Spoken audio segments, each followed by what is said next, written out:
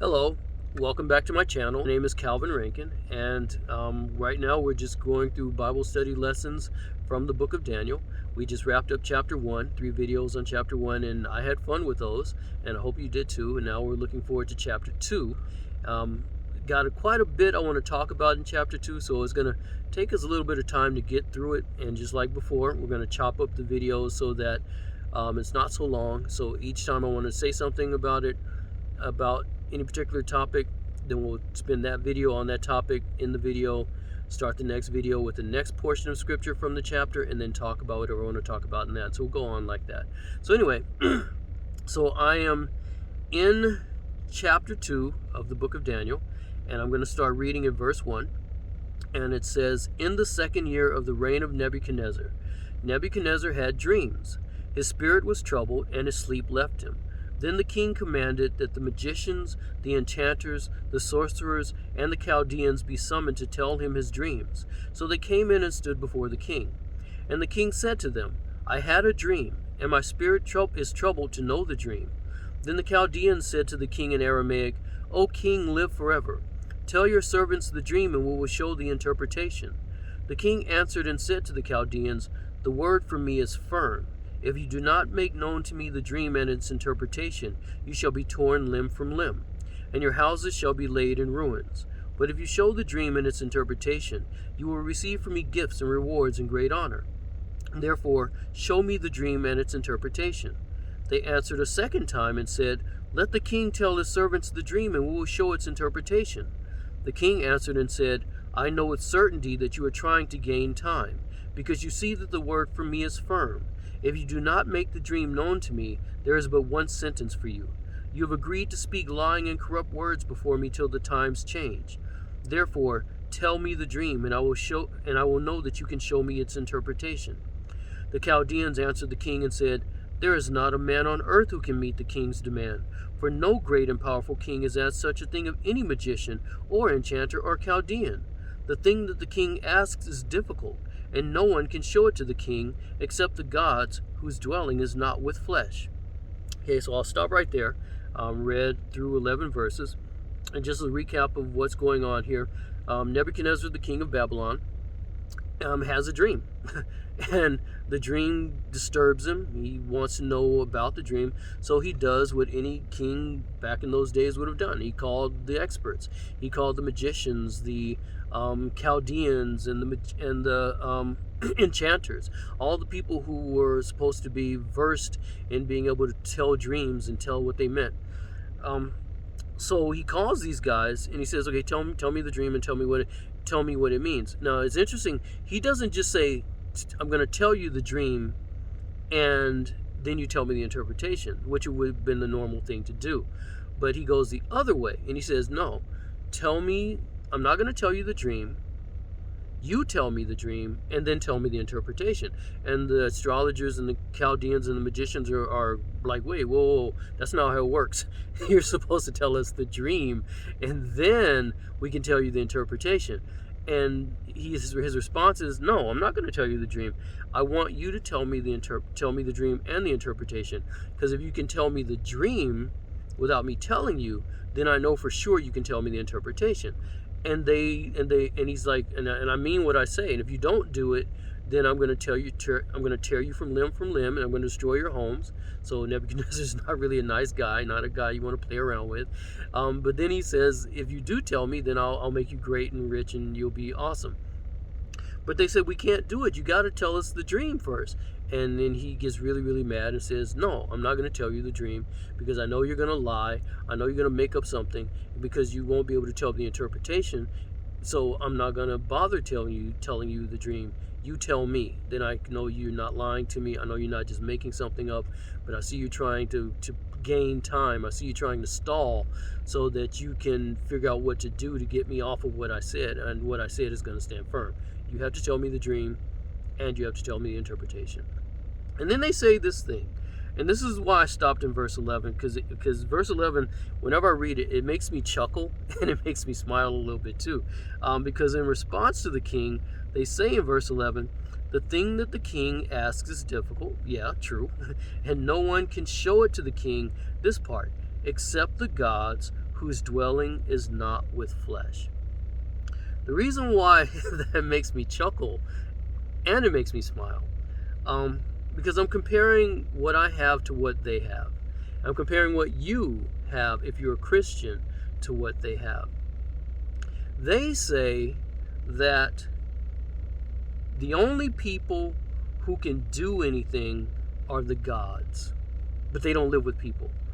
They don't live here. They don't live on earth. They don't dwell with us, so we can't just go talk to them, and they can't do this for us because they don't live down here. So their phrase is, the gods whose dwelling is not with flesh. And that's what makes me chuckle, because if you don't know Jesus, if you don't have a relationship with, I don't mean if you go to church. Forget going to church. Going to church is awesome, but if that's all you have, you don't have anything. Going to church doesn't mean anything at all unless you have a relationship with Jesus himself. Then going to church means something, but it's not because it's going to church, it's because Jesus is Jesus. And if you don't have a relationship with Jesus, if you don't know Jesus, then something else is your God. Something else is. Because you're going to have a God. Whether God is science, whether God is your intellect, whether God is your reason or your rationale, or whether your God is money, whether your God is sex, whether your God is fame. There's something you serve. There's something you look to. Whether your God is the universe, which the universe is not anything. It's just a bunch of gases and empty space and matter and energy. It can't do anything for you. But if your God, if you don't serve Jesus, you have something as a God. And your God can't do anything for you.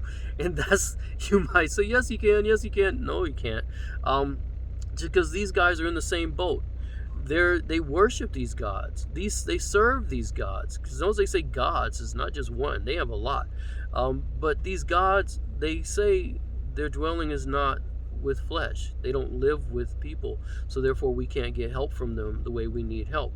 And that's the sad case. That's what makes me chuckle, because the God that we serve, if you are a Christian, if you have a relationship with Christ, his dwelling is with flesh. Jesus' name, one of his names, is Emmanuel, which means God with us. Our God is with us. He's with us on a daily basis. He's with us every moment.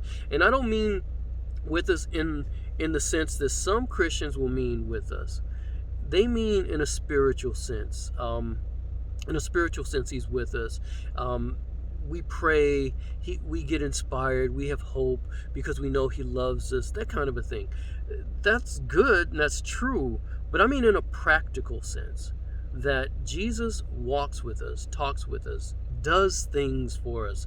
He speaks to us. And I don't mean just speaking to us in nature, speaking to us in events. I don't mean that. I mean the same way I'm talking to you now. He speaks to us that way. I mean the way that you go to your neighbor and you ask them for help and they give you help. It's practical help that you can see and is tangible. He gives help that way. Whereas these guys couldn't do that because their God doesn't dwell with flesh. Ours does. And it's cool because there, as far as him speaking with us, there are so many times that I have questions. I'm wondering about this thing or that thing. And I don't mean questions about life, the universe, and everything. I don't mean that. That too, but I live in this world. I have problems in this world. I have things in this world that I need to figure out just how to live, how to get day by day, and how to turn on the toaster oven, how to drive down the street. What do I have to go left or do I go right when I'm at the street light? Practical, down to earth, day to day issues. And there are sometimes there are things I'm like, okay, I don't know I can't figure this one out. I don't know how to do this. And every single time that I ask the Lord, how do I do this?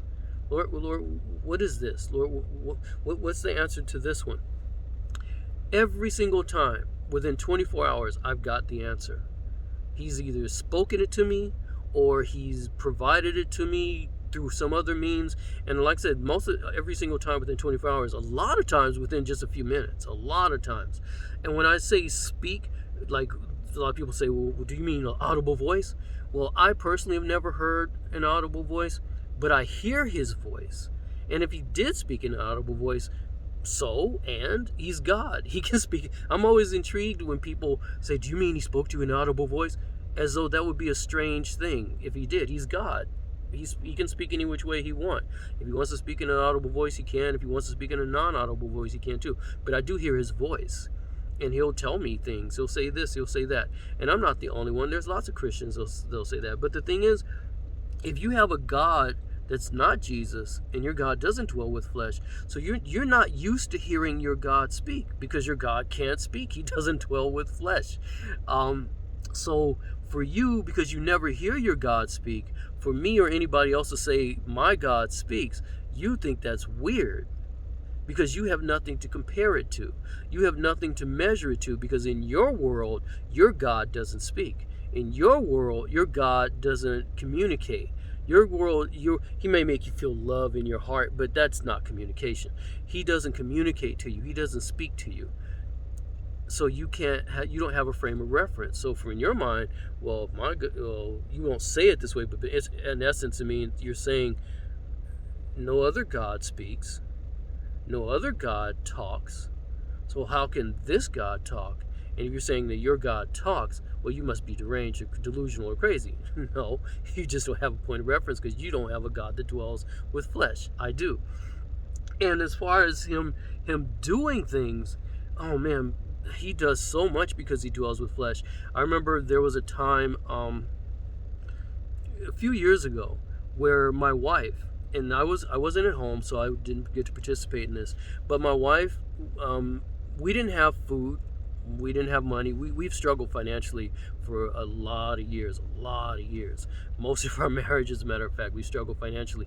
And then this was one of those times we didn't have any food. We didn't have any money to go get food. So my wife gathered the kids together in a circle, grabbed them by hand, had everybody hold their hands, and she prayed with the children and said, "Lord, we need food. We need help. You need to bring us some food. And please do." And she asked him, the God who dwells with us, she asked him. And that same day, people who we had never met, this guy and this girl who we had never met, drove up in a vehicle and told my wife, God told us, God put it on our heart to bring you some food. And it was a lot of food. It was good food. And so the kids and my wife happily, gleefully helped them get the food out of the car, the groceries they had bought. We didn't know these people. We had never met these people. We still don't know who those people were. But they showed up on our doorstep with food in response to my wife's prayer, praying to the God who dwells with flesh. And he helped. He assisted. She was able to go to him because he dwells with flesh, which you can't do with any other God, because other gods don't dwell with flesh. I don't care if they're Buddha, Muhammad, Allah, the universe. They don't dwell with flesh, so they can't respond the way that Jesus can, because he does. And even a few years before that, I remember there was another time where, again, we didn't have food, we didn't have money to buy food, and it was very, very early in the morning, and I'm on the back porch of our house. And I'm thinking, I need to do something. We have no money. We have no food. We have these kids, and everybody's going to be hungry. The only thing I can think of to get money really quickly, because we need food today, so I can't wait for a paycheck from work, because that's going to come in a couple of weeks, but I need money today. So I thought to myself, the only thing I know to do, I've never done it, but is to take my lawnmower and to go door to door and knock on houses, knock on doors, and ask people, hey, can I cut your yard for some money? That's the only thing I can think of. And when I thought about that and made up my mind to do it, right when I thought about it, right when I made up my mind to do it, I heard a voice say, no, don't do that yet. I'll take care of it. And I knew who the voice was. It was God. And so I said, okay, all right. You said you're going to take care of it. All right, I won't go get the lawnmower. I won't do what I said I was going to do. I'll wait for you to take care of it. Well, a few hours pass. Like I said, it was early in the morning. Now it's like maybe noon. And nothing's happened. Nothing's come to pass. And so I'm thinking like, okay, obviously that wasn't God, because Nothing's happened. So let me, I still got time. I still got half a day. Half the day's gone, but I still have half a day. I can, if I hustle, I can still go make some money to be able to, with a lawnmower, to be able to get some food for today. And again, the voice said, no, don't do that. I'll take care of it. And it was a nice voice. It wasn't like a mean, harsh voice. It was a nice voice. Sometimes God has spoken to me in harsh voices, because like, you need to stop. But this time it was nice. It was kind. And so I said, okay, all right, I'm gonna trust you. You said you're gonna do something. And again, this was about noon, and then maybe about 5-6 o'clock, nothing still had happened. I'd heard that voice twice. Nothing had happened.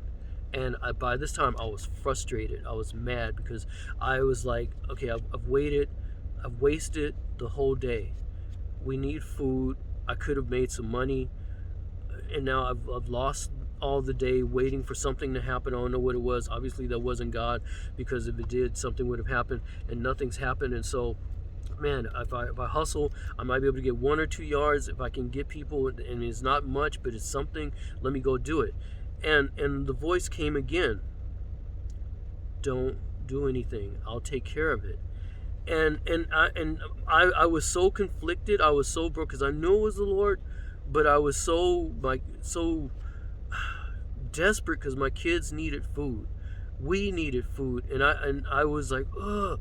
And just within a few minutes of that, this van comes up. As I'm still in the kitchen, still like, man, we need food. We need food. This van pulls up into our yard. And my wife, some months ago, had gone to a conference. And she had met a woman there at this conference. And they had talked a couple times here and there, but they weren't really like friends or anything like that. But this woman drives up in the van with her husband. Her husband's driving the van. And they get out, and my wife's like, who is this? Oh, it's the woman.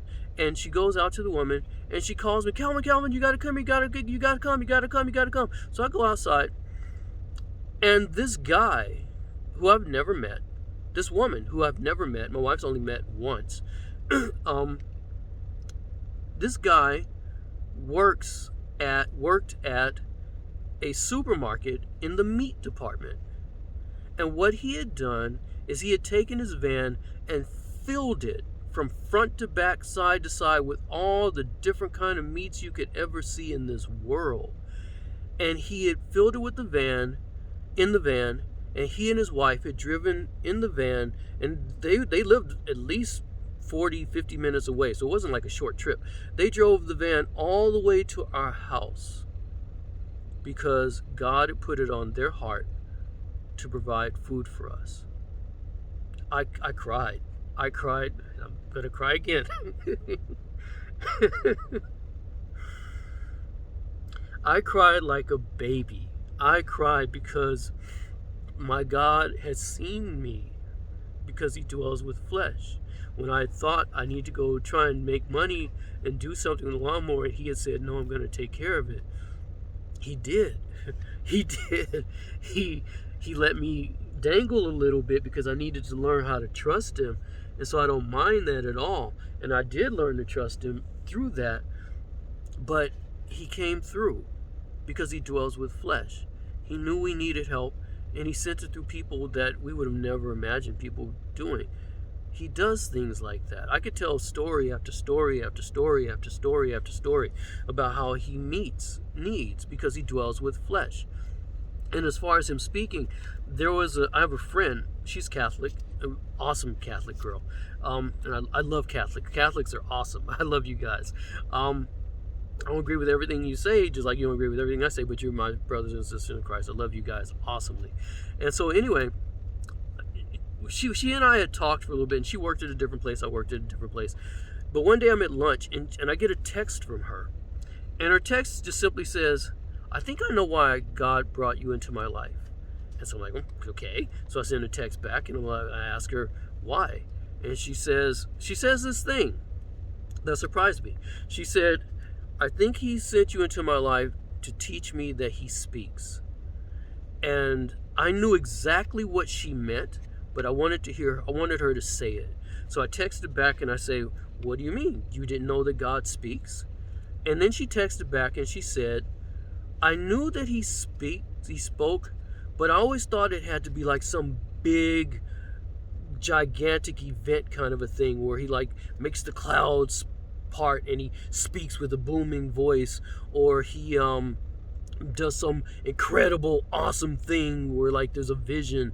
I didn't know, but I've learned since that he can speak that way, but he also speaks to you just on a regular day-to-day basis. It's like I hear his voice everywhere now. I go everywhere and I hear him talking.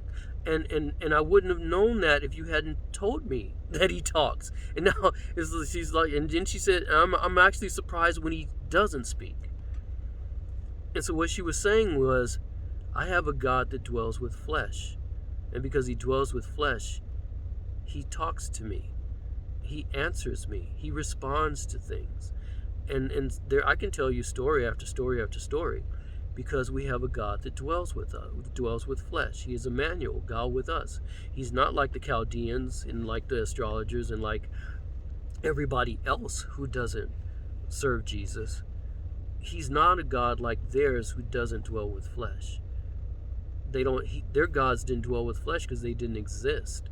So therefore they couldn't hear from them. They couldn't get the answers. They couldn't get the needs and the help that they needed because their gods didn't dwell with flesh. Ours does. And that's why whenever I read the 11th verse, it makes me chuckle and it makes me smile. It makes me chuckle is like, oh man, you guys got the wrong God.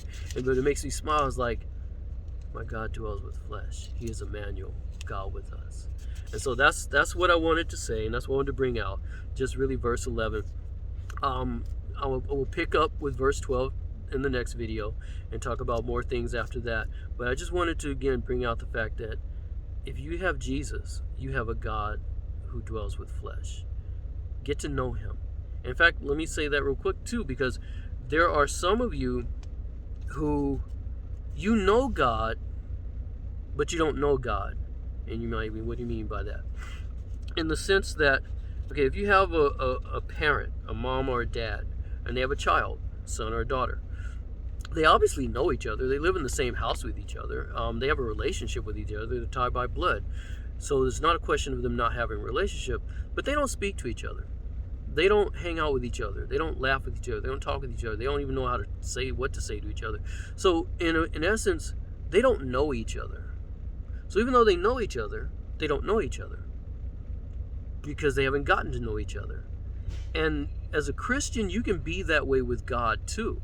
You can know him because he's your father and he blesses you, but you don't know him because you haven't gotten to know him in a way that's not just going to church, not just reading the Bible, but sitting day by day and hearing his voice, seeing him move, seeing him do things, just the miraculous, amazing things that he does every day. And again, I don't mean just making the butterflies fly. I don't mean just making the sun rise. I mean things that are practical day-to-day things that you ask for something and he does it. He's not going to do it all the time, 100% right away, but he moves, and he moves fast.